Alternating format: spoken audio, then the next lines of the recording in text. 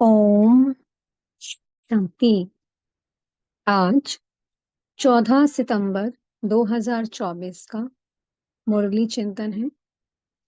आज मीठे बाप दादाजी ने कहा, मीठे बच्चे, बाप की श्रीमत पर चलकर अपना श्रृंगार करो।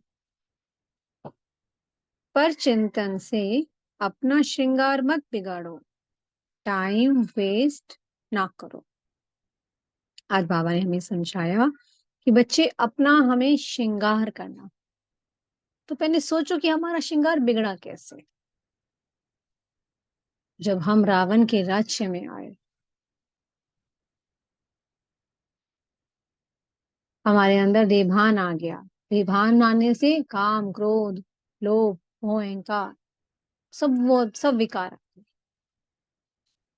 और इन विकारों के आने से आत्मा काली बनती चली गई, पतित बन गई। तो जैसी आत्मा बनी वैसा शरीर बन गया।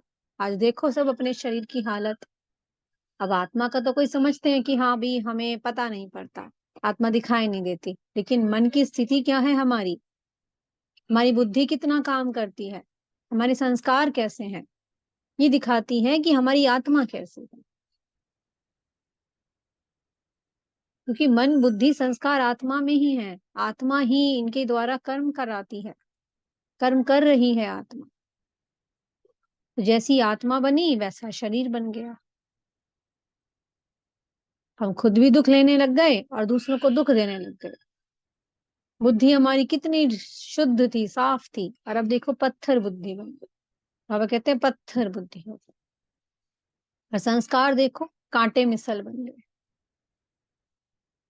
और वैसा ही शरीर देखो, आजकल शरीरों में कोई एक ऐसा इंसान होगा जिसको कोई तन में कोई परेशानी ना हो। तो जैसी आत्मा वैसा शरीर।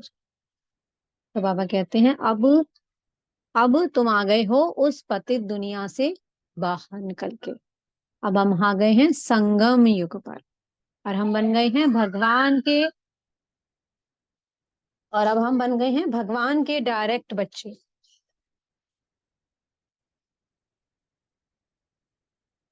और भगवान के बच्चे बनने के बाद अब हमें चलना है भगवान की श्रीमत पर। बाबा अब हमारा श्रृंगार कर रहे हैं।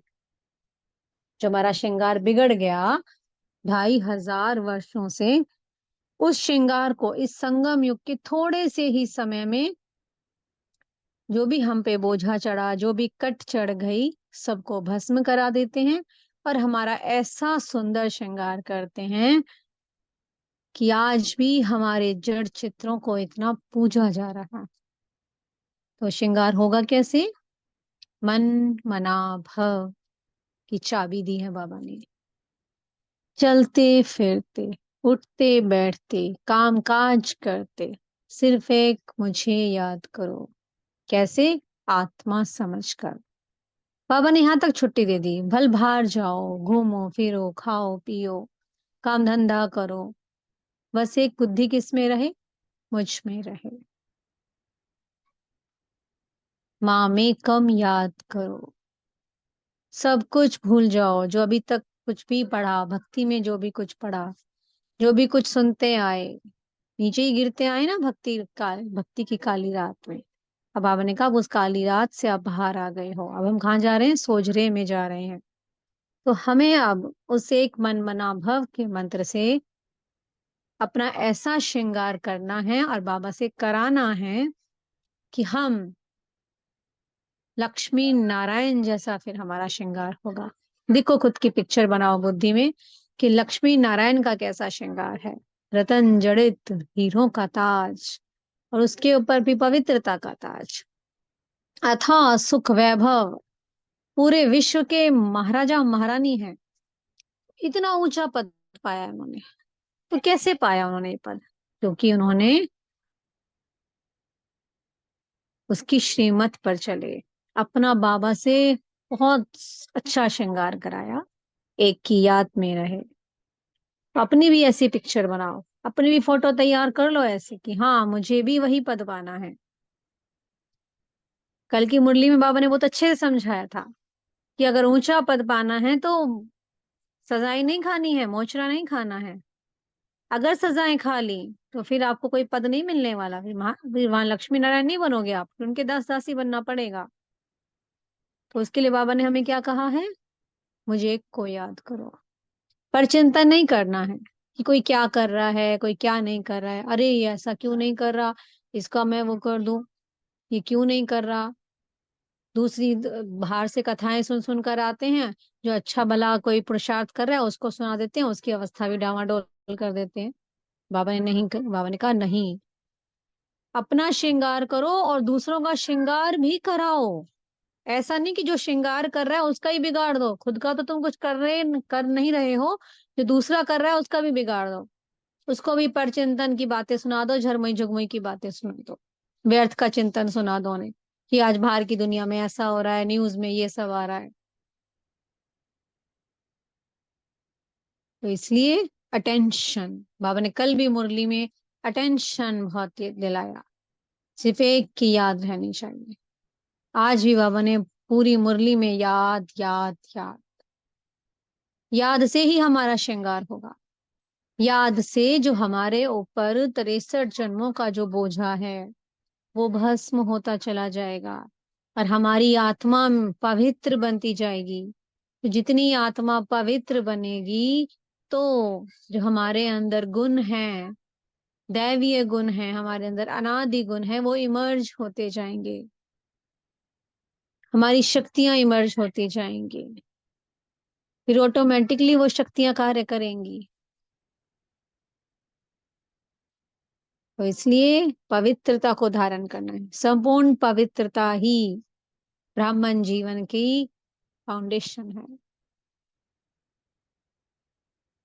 तो इसलिए बाबा ने कहा, तुमने मुझसे जो भक्ति में इतने वादे किए थे कि बाबा आप जब आएंगे तो हम आप पर वारी जाएंगे, तुम सब मेरे आशिक हो, जन्मों जन्मों के आशिक बने हो मुझ अकेले एक माशूक के। तो अब मैं आया हूं तो मुझे याद करो। लेकिन अब कहते हैं बाबा, हम घड़ी घड़ी भूल जाते हैं। क्या कहते हैं बाबा को? बाबा आपकी माया भुला देती है। बाबा ने कह दिया मेरी माया का है कि भाई, बाबा ने कह दिया मेरी माया नहीं है, ये तो खेल है, युद्ध है। पुरुषार्थ करो, मुझे एक की याद में रहो, बाहर से अपनी बुद्धि को हटाओ। तो इसलिए हमने जो उससे वादे किए, हम उसके इतने जन्मों से आशिक बने, तो अब हमें उसकी श्रीमत पर चलना है। और वो हमको क्या कहता है? पवित्र बनो, योगी बनो। पवित्रता अर्थात संपूर्ण पवित्रता, खाली ब्रह्मचर्य नहीं, मनसा वाचा कर्मणा।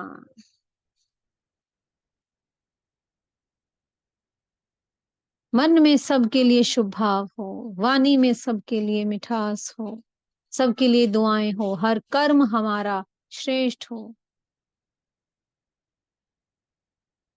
इसलिए बाबा ने आज कहा है कि टाइम बिल्कुल भी वेस्ट नहीं करना है, किसी प्रकार का ना तो परचिंतन करना है और ना ही दूसरों को सुनाना है। इससे पाप का बोझा चढ़ता है। अगर हम किसी पुरुषार्थी आत्मा को परचिंतन सुनाकर उसकी अवस्था को बिगाड़ देंगे तो हमारे ऊपर कितना पाप चढ़ गया कि हमने ऊंची जो आत्मा चढ़ रही थी, उड़ान भर रही थी, हमने उसको उड़ान से नीचे गिरा दिया। तो इसलिए ना तो खुद करना है और ना ही दूसरों को सुनाना है। स्वयं के पुरुषार्थ पर ध्यान देना है, सबसे बहुत प्रेम से रहना है, सबसे मीठा बोलना है, और खुद भी अटेंशन रखना है कि आज मैंने पूरा दिन में कितना भगवान को याद किया, कितना उस परमात्मा को याद किया, कितना मैंने सबको आज सुख दिया। आज बाबा ने कहा देखो तुम मेरे से भी बड़े जादूगर हो। यहाँ बैठे बैठे, यहाँ बैठे बैठे कहीं बाहर नहीं जा रहे, कोई किसी से लड़ाई झगड़ा नहीं कर रहे, कोई हाथ पांव नहीं चला रहे हो, यहाँ बैठे बैठे आपका आगे आने वाले जीवन का लक्ष्मी नारायण वाला श्रृंगार हो रहा है। यहाँ पर हम करते हैं ज्ञान रत्नों से श्रृंगार, बाबा की याद का श्रृंगार हो रहा है, और फिर वही श्रृंगार हमारा सत्युग में लक्ष्मी नारायण के रूप में हो रहा है।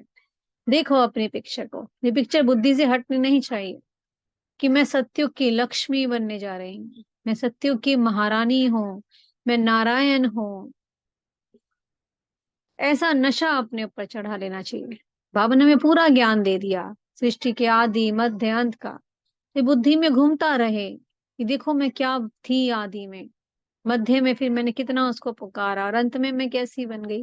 लेकिन अब सृष्टि के इस अंत के समय पर वो जादूगर आ गया और हमें अपने जादू से, अपने प्रेम के जादू से हमें ऐसा हमारा सुंदर श्रृंगार करता है कि हम इस पूरे विश्व के महाराजा महारानी बन जाते हैं। कहाँ तो शूद्र थे और कहाँ बन गए अब हम ब्राह्मण उच्च कोटि के, और फिर ब्राह्मण से हम देवता बनने जा रहे हैं। कितना नशा होना चाहिए। तो हमारी जैसी आत्मा बनेगी बाबा की याद से संपूर्ण पावन, वैसा ही हमारा शरीर बनेगा। तो देखें अपने उस चित्र को। तो लक्ष्मी नारायण का चित्र बहुत अच्छे से सबको अपनी बुद्धि में देखना है। अपने घर में तो सबके फोटो होती है ना लक्ष्मी नारायण की, तो उसे अच्छे से देखना कि मैं ये बनने जा रही हूँ। तो बहुत अच्छे से नशा चढ़ेगा। बार बार उस फोटो को देखो। ब्रह्मा बाबा भी अपने पास नारायण की फोटो रखते थे अपनी पॉकेट में, उसे बार बार देखते थे कि मैं ये बनने जा रहा हूँ। तो ऐसे भी अपने पास जहां भी आप बैठते हो, जहां पर आपका ज्यादा समय बीतता है, वहां पर अपनी फोटो रखो। नारी लक्ष्मी की रखे और नर नारायण की रखे कि मैं ये बनने जा रहा हूँ।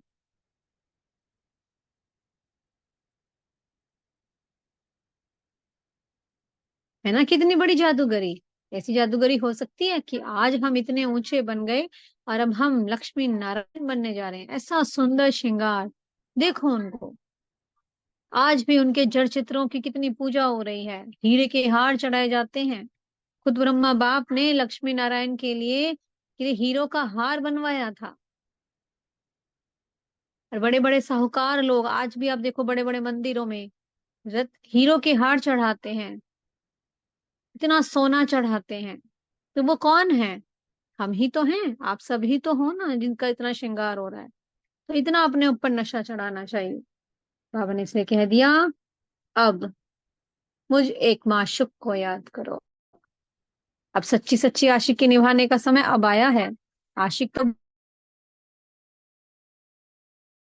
टाइम निभानी है।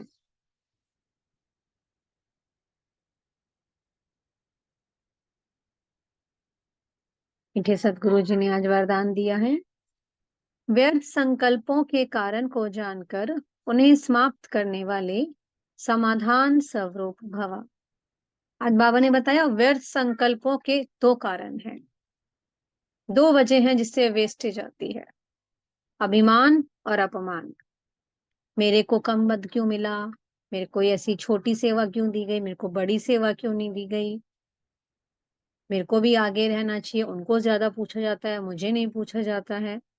बाबा ने कह दिया अगर आप इस टाइप की बातों में अपना अपमान समझते हो, अभिमान में आते हो, तो ये सब क्या है? इच्छाएं, नाम मान शान की, यही है व्यर्थ संकल्पों का कारण। तो इसकी वजह को अच्छे से जानना है, समझना है कि मैं कौन बनने जा रही हूँ। मैंने बाबा से क्या वादा किया, इच्छा मात्रम अविद्या का। सब कुछ बाबा को संपूर्ण समर्पण किया हमने। अगर जो आत्मा संपूर्ण समर्पण कर देगी, मुझे किसी से कोई मान शान कुछ भी नहीं चाहिए, वो इन सब से परे हो जाएगी। तो कमी है समर्पण की। तो बुद्धि से बाबा को अपना संपूर्ण समर्पण कर इस व्यर्थ संकल्पों के बोझ को समाप्त करना है। और क्या बनना है? समाधान स्वरूप बनना है। समाधान क्या है? समर्पण। स्लोगन है, साइलेंस की शक्ति द्वारा स्वीट होम की यात्रा करना बहुत सहज है। अपने शांति के स्वधर्म में स्थित हो जाओ, शांति धाम में बाबा की याद में बिंदु के संग बैठ जाओ। तो बाबा ने कह दिया बहुत आसान है। जितना जितना आत्मा साइलेंस की ओर जाएगी, उतना उतना शांति धाम की यात्रा सहज हो जाएगी। ओम शांति। बहुत बहुत शुक्रिया प्यारे प्यारे हमारे मीठे मीठे बाप दादा जी का। ओम शांति।